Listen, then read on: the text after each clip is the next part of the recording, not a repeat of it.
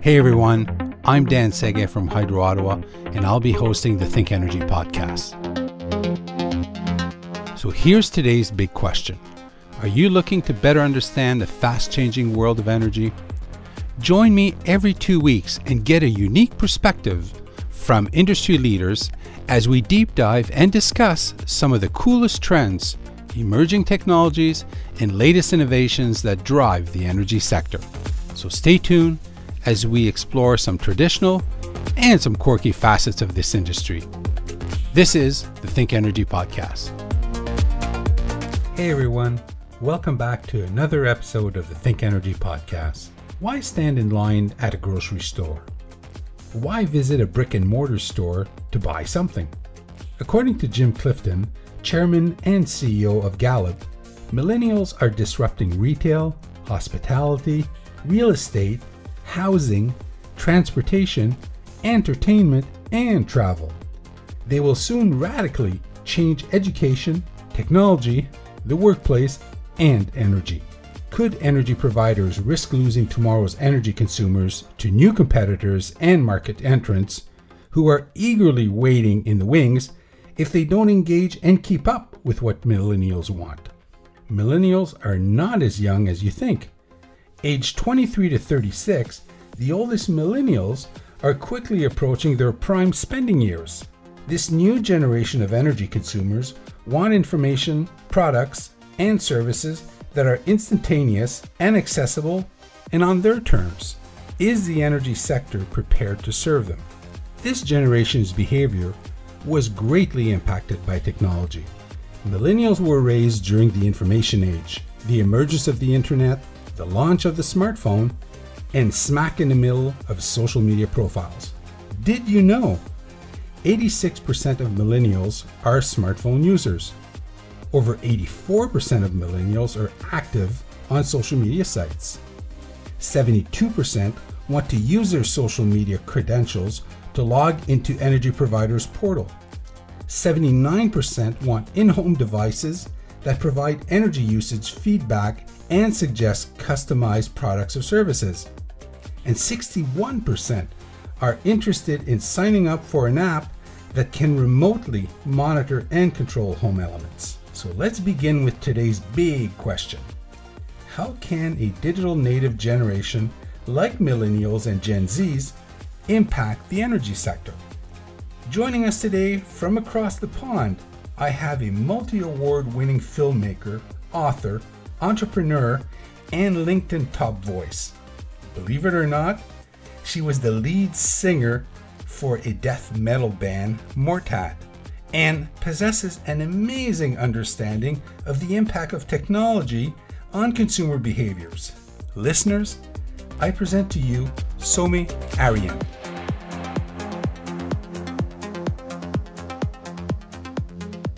Somi, North America's largest cohort, millennials, has now overtaken boomers as the largest population group in the world.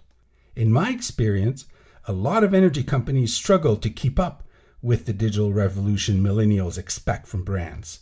What are the values and desires millennials bring from a consumer perspective? Sure. Okay, that's a very interesting question. Oftentimes from banks and energy companies and say, water companies, government organizations, I talk a lot with people who come from, the marketing managers, marketing directors, or CEOs of those types of companies who want to try and understand how to communicate better with millennials and how to capture them.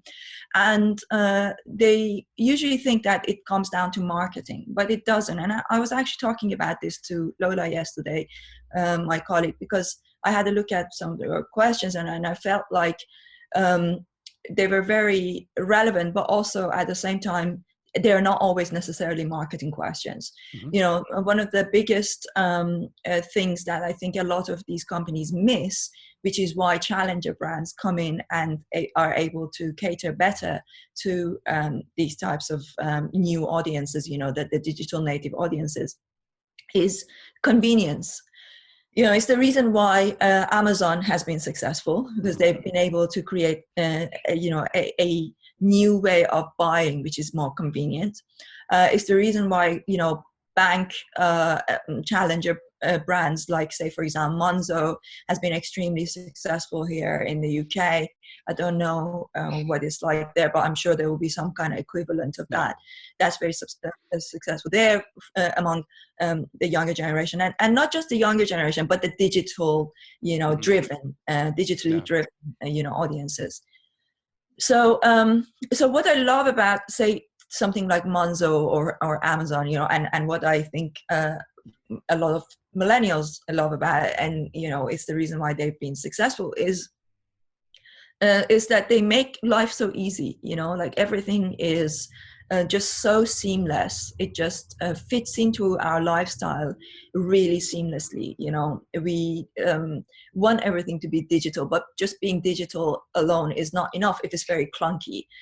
So like, for example, being able to access my say HSBC Bank or Barclays Bank or something like that, it can be so time consuming. It's like I have never had a single phone call with Monzo. Everything has been done through chat. They've been extremely efficient in dealing with with responding via say a digital chat, and they are and it's just so easy. It works with my facial recognition. It's so seamless the way that it fits into my lifestyle. And I think that that's what a lot of companies are missing. And energy companies in particular, I do not know yet any energy company that has innovated anywhere in the world, not just in the West. I'm yet to see. I mean, there might be some that I have missed, but I have not yet seen any kind of energy companies that have innovated in that way. For example, say, when I talk about my energy company, I'm actually just buying a flat, and that itself is one of the things that I often talk about, the fact that millennials are not very keen on purchasing property. They're more of a transitional kind of generation, and I still think that's true. And I'm an older millennial, but also part of the reason why I'm buying property is because I work from home, and people come to me and I build a studio in it, environment in it. That's difficult to do that if I'm renting. That's the main reason. But otherwise, especially if you're renting and you're moving from one place to another, your energy company kind of needs to be like your bank, which is like follows you, and it needs to be so seamless, so easy to communicate with. The whole process of every time you move house, changing your energy company is just so clunky, so difficult to manage. I think that a lot of these types of companies, before they put money into their advertising and marketing, they should first look at their infrastructure. The infrastructure has to be built into the millennial lifestyle. That's the way to capture. So for example, say, I don't know if you have it over there, but here there's a company called Hive. I don't know if you've got a similar thing where, so Hive system is for electricity and heating and things like that, but it's not necessarily an energy company it's not like, for example, EDF Energy. It's just a system that works with your mobile, that you can control the lighting in your house and stuff. That kind of system needs to be built into something like, like an energy company has to basically buy, a company like Hive, and then build an infrastructure that is just so easy to follow, that will remind you, that is a truly smart system that will remind you maybe you are spending too much energy, in an ideal world, it doesn't even have to remind you. You can give it the authority to turn it off on your behalf. And also the something like the Hive system is not even fully there. Like, for example, say, I'm wearing, like, there are 3 smart things that I have carried with me all the time. So one of them is this ring. It's called an Aura ring, and it's like it tracks all my all of my movements, my sleep especially. I bought it mainly for my sleep, so it tracks my sleep. And then say for example, this works with my app, right? So if I set up my phone, when I say, hey Siri, it's just responding to me now. So I say, like, set up my alarm, say for 8 o'clock in the morning or 7 o'clock in the morning, right? So say if I have a complete blackout in my room, my Ring is now able to essentially let my phone know when I'm about to wake up, like it will. So if the even if I don't set up an alarm, in an ideal scenario, this is the kind of innovations that these companies need to be looking at, so that they know when you're about to wake up, and then the light in your room can slowly increase. You know what I mean? Or like, for example, when in the evening, that there needs to be like a certain time where after a certain time in the afternoon, in the evening, you should not be looking at say blue light, or you should not be exposed to white and blue light, like a daylight, because then you sleep better. So a truly innovative energy company could really kind of collaborate with these kinds of, with the Apple Watch, with the, the Oura Rings, the phone, the kind of Fitbits, the kind of wearable technologies that people wear, and really just make life easy for people, make life easy, increase their ability to get a restful night, increase their ability to save energy. When I leave the house, if I forget to switch off the light, then it has to be, because my phone is with me, right? So the phone knows that you've gone away from the house. So like, if you have 3 people in the house, 4 people in the house, and they've all left, and from the distance of their phone being away that they're not going to be back for a while, so you will know when to switch off the phone, the heating system, and the AI system would know, right? And then when you can tell that the distance is coming back, by the time I'm half an hour before reaching home, my phone, my systems, AI systems will be able to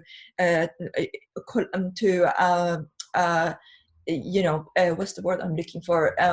Communicate with the heating system, the lighting system in the house, to prepare it for so that they can put the heating on it, and that. And then also, it's like, if you're not in a single room, it should be able to switch off itself, and while you're not in there. So there's so much innovation that can be done, and I feel like it's a little bit like everybody sort of is stuck. All the energy companies are doing exactly the same thing. All the say for example, traditional banks are doing exactly the same thing.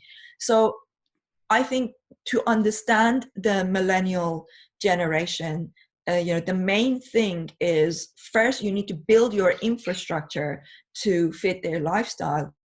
And then you focus on your marketing, because otherwise you're marketing something that doesn't really fit their lifestyle.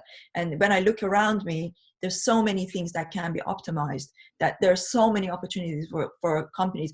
And you see, one of the things I talk about in my upcoming book, which is about the future of work, it's about the digital economy. It's the nature of the digital economy. The digital economy is a winner-take-all economy. Now, it means that whoever gets there first and can establish itself as the brand that provides that lifestyle, that brand is going to win. Like in the UK, in the banking, personal banking system, Monzo has won that space. I know that, for example, Starling Bank is trying to win that space within the B2B market. But it's like, whoever gets there first, like once you become Facebook, once you become, Instagram, it's very, very difficult for everybody else to get there. So one of these energy companies, within their area, they just need to understand this and innovate that and make that kind of jump, because once whoever does it first, like I say, it's a winner take all economy. Where should companies focus their resources and advertising investments? Is there a style or frequency organizations can tap into that will resonate with them? Depending on what type of company it is, I would have a different recommendation. So for example, if you came to me and say, I'm Steinway Pianos, which is, one of our clients, then I would have a different recommendation. As an energy company, like I said, earlier as well, as an energy company, I would say it's less about advertising. It's because there are not, say for example, it's a similar, I think it's quite similar in a way to the banking industry, to the, finance industry. It's not like there are a ton of choices. There are a handful of banks that are catering to the, the mainstream kind of banks, right? There are a handful. For example, for me to switch from, so I have 3 membership with 3 major banks, and I would say that I'm barely using any of them now. I'm mostly using my Monzo. The only, mainstream bank that I still use is HSBC, but I'm in the process of looking at, Monzo is bringing out, business banking, and they're starting. So what I'm trying to say is that I have never consumed a single piece of advertising from Monzo. The reason why I became a customer was not because they did a good marketing. It's because they were unique when they came out. Okay. Yeah. Right? So my point is that as an energy company, you don't need a lot of marketing. I mean, this can be very controversial, what I'm saying here. A lot of people would, and I'm saying that as somebody who owns a marketing agency, so it's in my interest to tell you, yes, you need a lot of content. Come here, let me create content for you. You need podcasts. You know what? That space. I mean, I have to be truthful, right? And I feel that space is so saturated. The podcast, the content. Do I really need another piece of content? It's like, unless you have something really unique, don't just create fluff.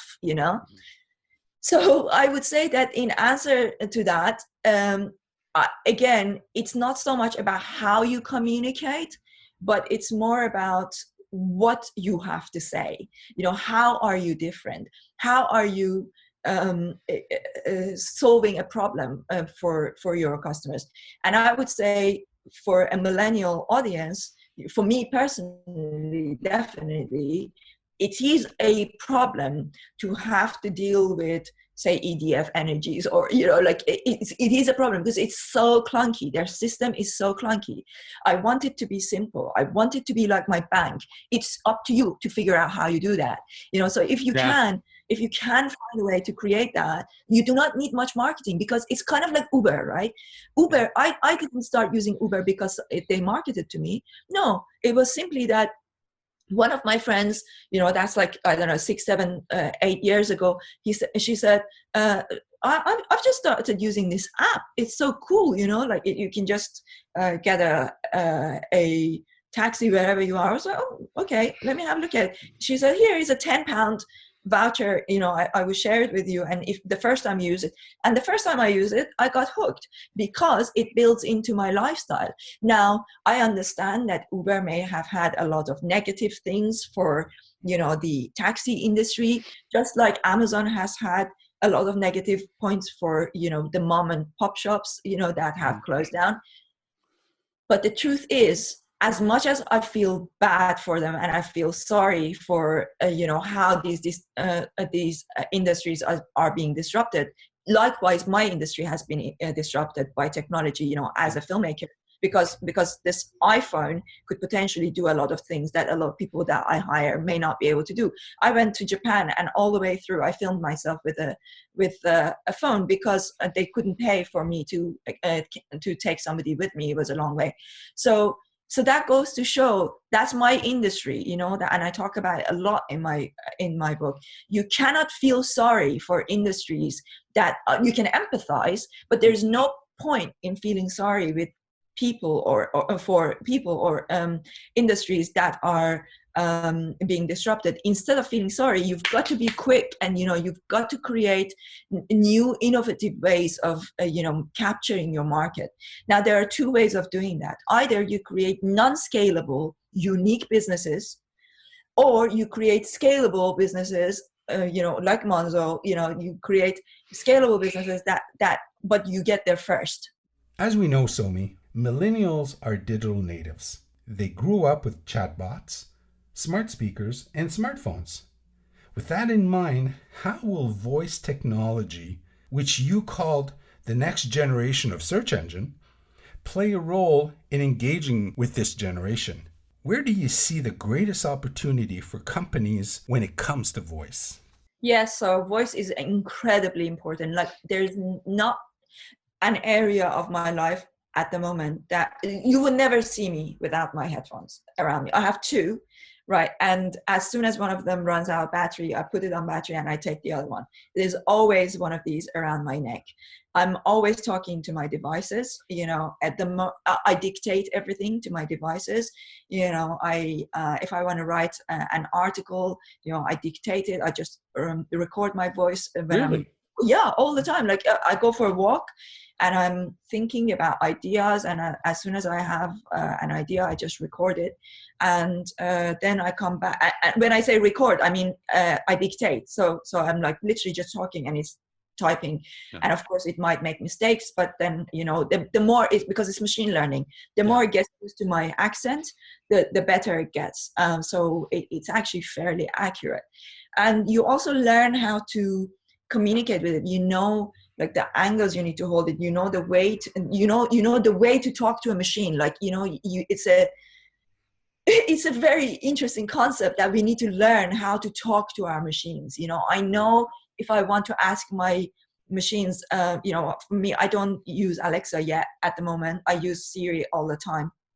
And because it's always with me, there's always some kind of Apple product that is with me, whether it's my watch or my phone, my iPad, my MacBook Pro, you know, so there's always some kind of Apple product. And I think increasingly we're going to see, you know, I want to be able to talk to every thing that's around me. I want to be able to talk to my mirror, you know, like I want to be able to not touch stuff, you know, to be able, and especially now in this coronavirus, you know, situation, you know, if I could just like talk to, and increasingly not even talk. I think we're, you know, the voice space is interesting, but even the more interesting aspect after that is if I can think and my devices can know what I want. I think for an energy company, it's incredibly important to really get to grips with voice technologies. But, you know, you need to look at it in a holistic way. It's not just about voice. It's about, you know, it's about integrating with our bodies. You know, it being, you know, having a flow, you know, to create a flow in our lifestyle. You know, Siri gives me a degree of flow. Is that, you know, like I'm falling asleep sometimes, I realize that I forgot to set my alarm. Hey Siri, you know, so and so. Whereas if I want to use you know, an alarm clock, I have to get up, I have to press that button. No, it's just seamless, you know, and it's just talking to me. It says, hey Siri, where is it? If I want to use, it's like it's just talking to me because I said, hey Siri, started talking to me. Yeah, I think voice technology is incredibly important. As an energy company, you can increasingly start looking at a holistic way of integrating into people's lifestyles, you know, beyond voice. In your opinion, Somi, what's the biggest missed opportunity brands are either ignoring or not taking advantage of right now? If you wanted to think about in terms of marketing, you could use those technologies, you know, in terms of marketing as well. But then again, I guess what would take for me to listen to, say, a podcast produced by my energy company, right? What would it take for me? I'm so busy. I have so much going on. Mm-hmm. So there must be a real, you know, incentive. There must be something that you can build into their lifestyles.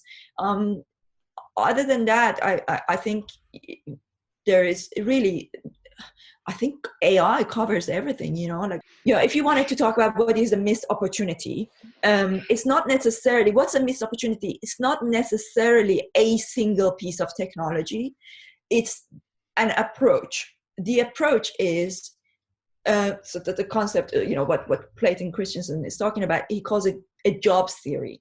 That approach is to think about what job is my audience, my customer, hiring me to do, right? So like, for example, say if I buy a toaster, I'm hiring the toaster to do a job for me. Mm-hmm. Now, there are a lot of toaster companies. So there is a reason why you would go for one other than others, right? So these toaster companies need to figure out what is the job that I want. What is the thing that I want to achieve? What is that job? So as an energy company, you've got to realize what is the job that people hire you to fulfill. And I think the missed opportunity, not for energy company, for any company, for most companies that I see out there, they try to sell what they want to sell. They're not trying to figure out what it is that will solve a problem in my life. When I look around me, there's so many little things that various companies could do to make my life easier, to solve a problem. Like, for example, what is my problem? As a very busy entrepreneur, I have problems sleeping. One of the difficult things about it is, because you're constantly running on adrenaline, you're always working. So what I said about, the dimming lights and the change of color of light, that is a problem that these companies could solve, Okay. So that's what I would say. I think the missed opportunity is to try and find what job is needing to be fulfilled rather than all of them doing the same thing. In your film, you note that spending trends for boomers and millennials are changing. That within the next 10 years, we will see millennial spending go up by 15%, while baby boomers is anticipated to go down 10%. With this substantial purchasing shift, it stands to reason that the energy sector should start tailoring their product and services offering to millennials. To attract millennials, is it more about affordability or feeling a connection to the brand, or something else entirely? Well, there are a few things. One is that, of course, millennials as a generation are the poorest generation since World War II. This is the reality. We have been through the 2008 credit crunch. Now we've got the current coronavirus. We are going into a new recession. So as a generation, since a Second World War, every generation has gotten better off until it got to us. So we are the poorest generation in modern history. So I would say that affordability is a big factor. But that said, if I look around me, how many Apple products do I have? Apple is not cheap. I know. And you look at, so see what I'm trying to get at here is that if the value is there, they will spend. Yeah, that's what I think. Okay. That's what I have observed. Is from when it comes to especially things like healthcare, like that kind of thing.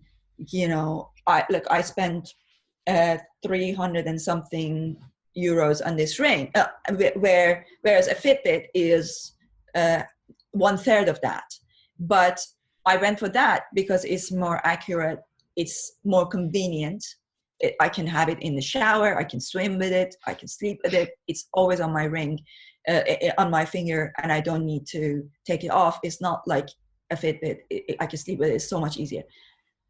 So we do spend on certain things if we are convinced of the value. I would say design is a huge factor. That's why Apple, despite, people tell me, have you seen the latest Samsung phone?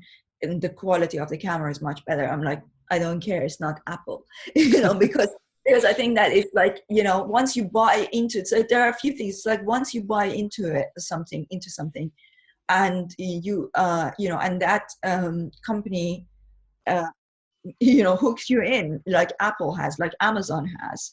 Amazon, when you're watching Amazon Prime series, you are essentially being advertised to, but you're paying to be advertised to. This is an incredible concept, right? So you're paying for Amazon Prime. Okay, you get your faster delivery, but you're also getting content. You're getting that. I would say I think Amazon is the most innovative company when it comes to marketing. I'm yet to see any company, even Apple, is not, like they started the Apple series, the Apple original content, but it's not yet to that level. So Apple has got a different legacy. It's the design, it's the way that it builds into, and also they've done this clever thing of once you buy an Apple product, you need to have other Apple products so they communicate with each other. So it's much harder to have an iPhone. I'm having this issue, for example, with my client right now who has an iPhone, but she doesn't have an Apple computer. So when we send her videos, she's like, how do I transfer it to my phone? And I'm like, well, if you had a MacBook, then you could airdrop, So they created this ecosystem. So I would say that the ecosystem is very important. So whatever your company is, when you're dealing with millennials, with the digital native generation, you want to be building an ecosystem that is a combination of marketing and product innovation in a way that keeps them hooked and keeps them wanting to continue to buy from you. Now, in your case, you said you're a monopoly, so that's a nice position to be in. But at the same time, I would say, the danger with it is that may not last forever. There could be a shift in the market that. The problem is the higher you go, the harder you fall, right? So if the entire market relies on you, and then some kind of innovation comes that does that levering thing, right, and moves the market, you could suddenly lose everything. Right. So it's important to to stay, like look at Amazon. They're doing it so well. Like they've gotten huge, like ginormous, but they still have been able to. Now there's nothing to say that they will stay there forever. Google, same, the same thing. It's not to say that they will stay there forever, but they're doing a very good job of innovating, and catering to the market in a way that they have longevity. Do millennials truly favor that on-demand economy which provides them access to what they are looking for without burden of a long-term commitment? I'm thinking of the Ubers of this world, Netflix, Airbnb, and Spotify. How can brands gain their loyalty, or can they? Well, you're essentially talking about a form of subscription economy. Even if you're talking about something like Uber, it's not necessarily subscription as a monthly subscription, but it's a form of subscription economy. The way that it has of Airbnb. These are a form of a derivative of the subscription economy. Yes, subscription economy is hugely important for our generation because we don't have the money, simply, like I just said, we are the poorest generation. There are several reasons. One is that we are the poorest generation, so we can't afford to buy things. The second thing is that technology is moving so fast that it's not worth buying stuff. Like, for example, I pay a higher price for my phone contract, which is like 10 quid a month more than what I would pay otherwise. But that allows me to change my phone every year, so that every year I get a new phone. So I don't have to stick with it for 2 years.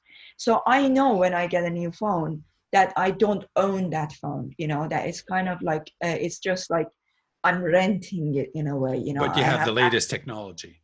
But I have the latest technology. So it's same story with my watch, with everything. It's like, I think it's important that because of the transitional nature, and the computer power is doubling every, the Moore's law, right? So computer power is doubling every couple of years, so every other year. So it's important for brands to understand the implications of that and be fluid with that. One of the things that I think it's becoming a little bit burdensome is that all the companies, although they are allowing you to do a subscription model, but they're trying to get you to buy into, a long-term, at least a year contract, or something like that.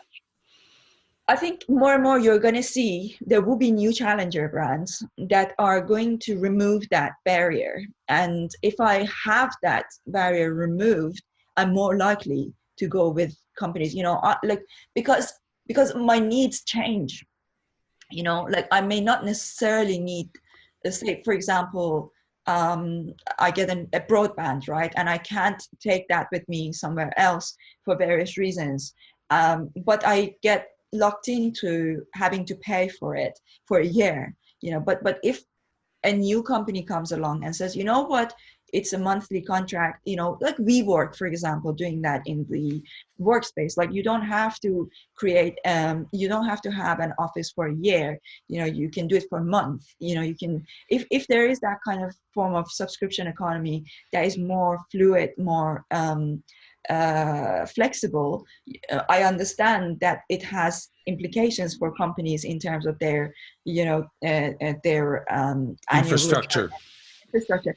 But one of the issues we have here, one of the discrepancies, is that most companies, their shareholders, they still expect a quarterly return, but the style of economy is changing.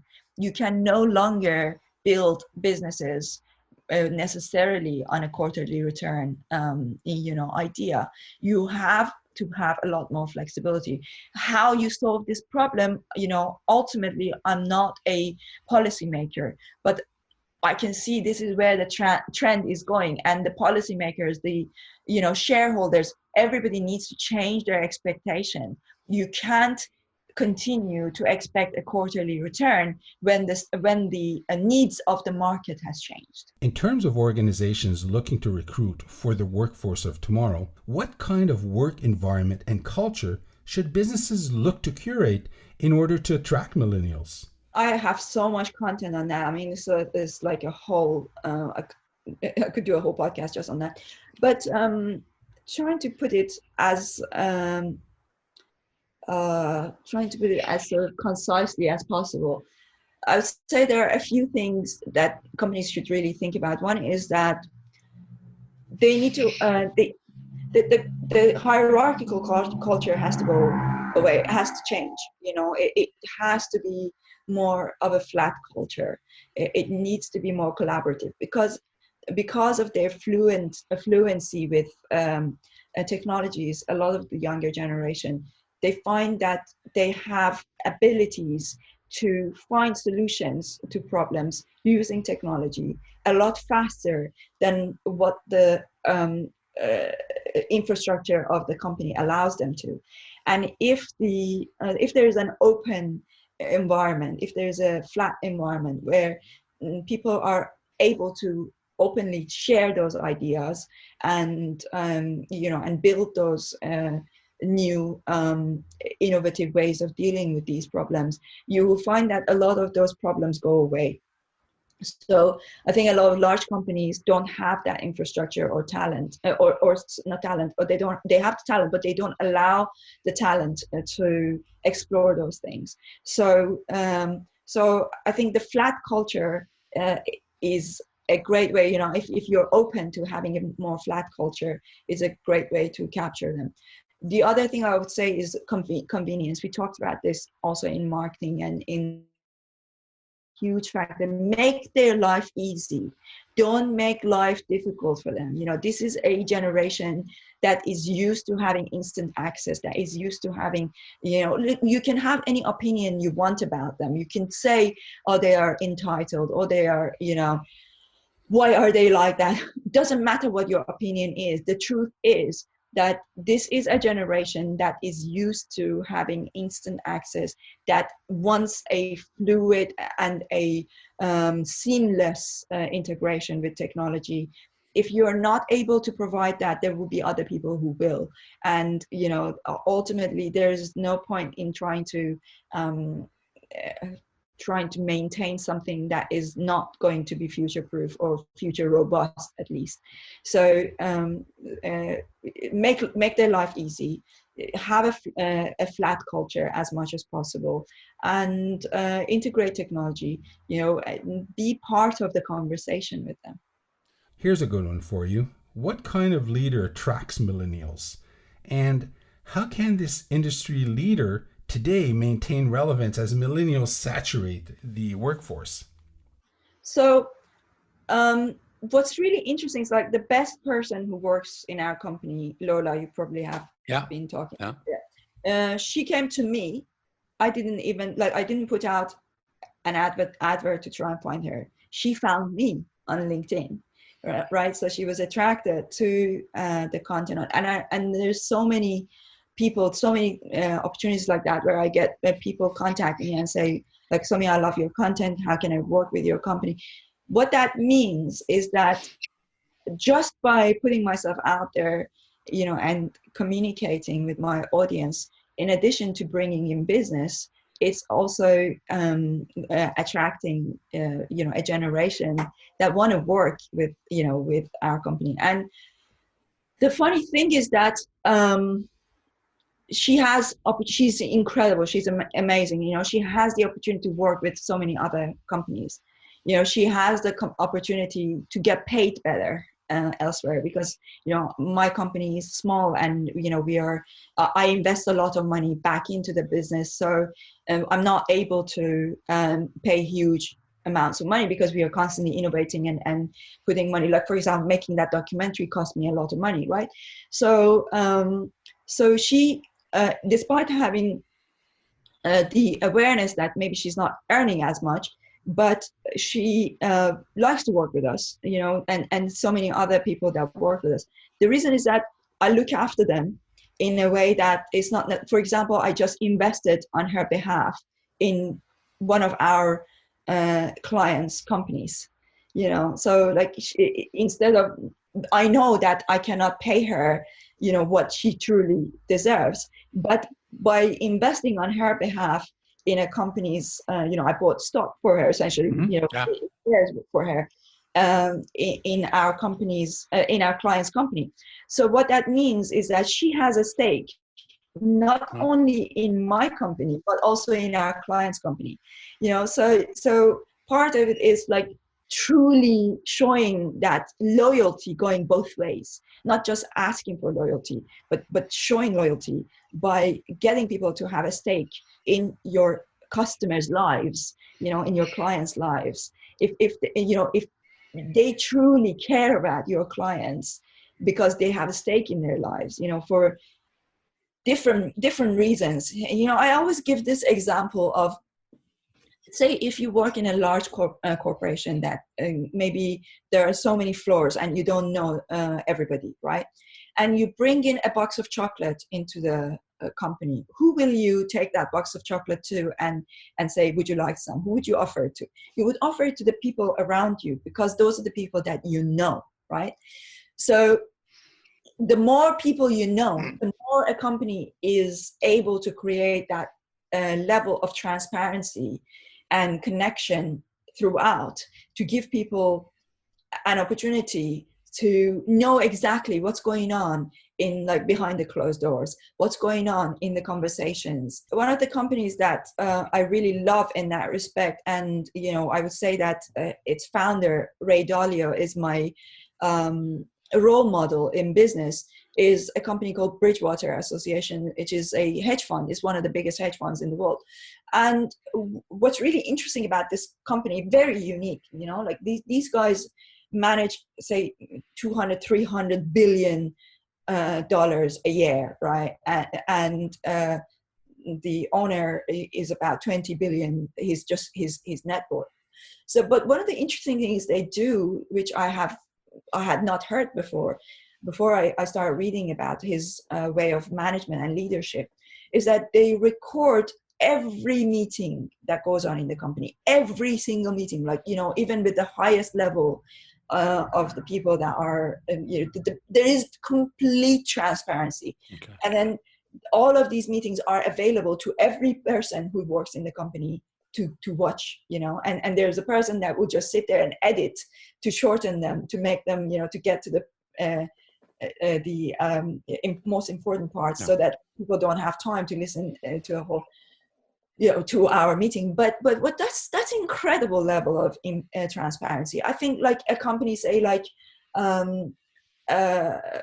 JP Morgan, would not even imagine that level of transparency, and like I think that is just so incredible, so innovative way of leadership. It's not for everybody, but I would say that if you are completely transparent with the people that work with you, then you know very quickly who is a good fit and who is not a good fit.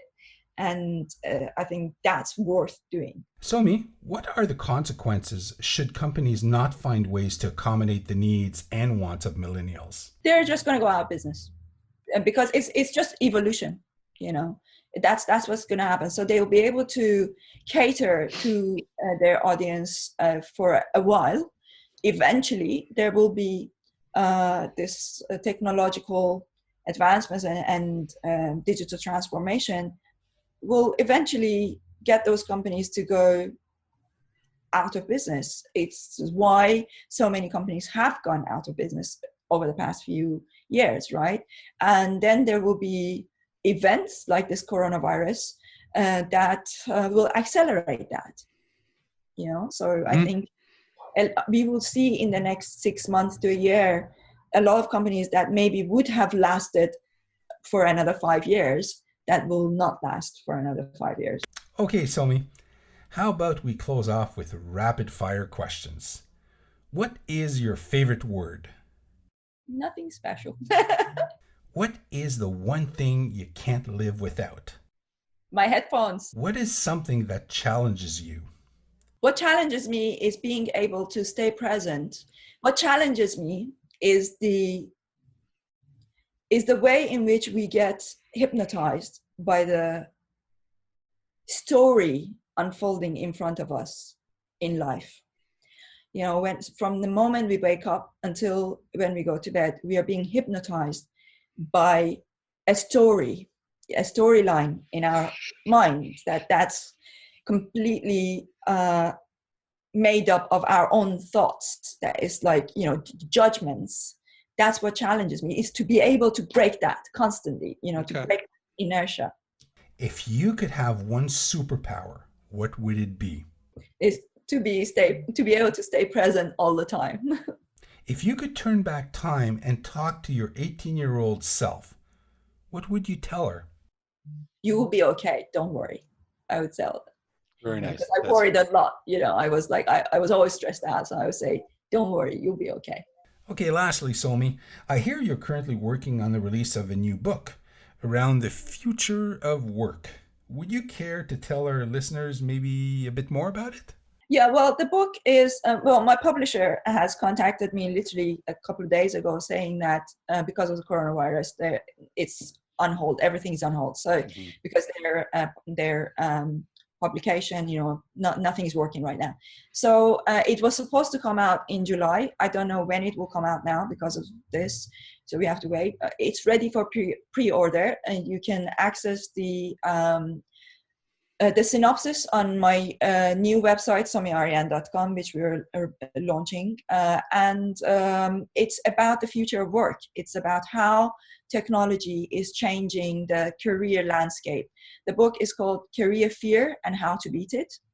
And it's essentially about how technology is changing the career landscape and what you need to do, the skills that you need to learn to overcome these challenges.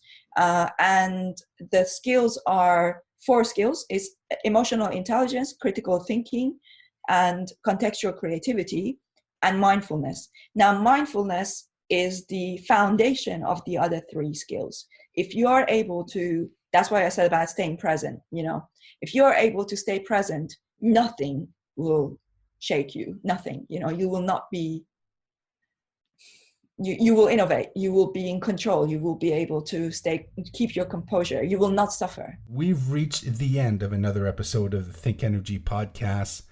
How can our listeners learn more about you? How can they connect? LinkedIn is always best because that's where my content goes first. Also Instagram, Twitter, but LinkedIn is where I have the most communication with people. And then there will be the new somiarian.com. And also my company's website is smartcookiemedia.com. If you want to watch my documentary, smartcookiemedia.com/doc. I think we are also putting it on the somiarian.com. So it will be somiarian.com/doc.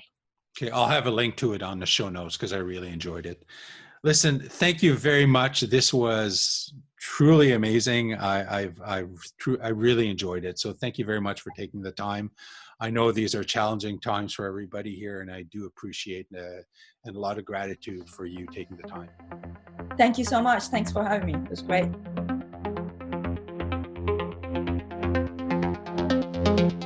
Thank you for joining us today. I truly hope you enjoyed this episode of the ThinkEnergy podcast.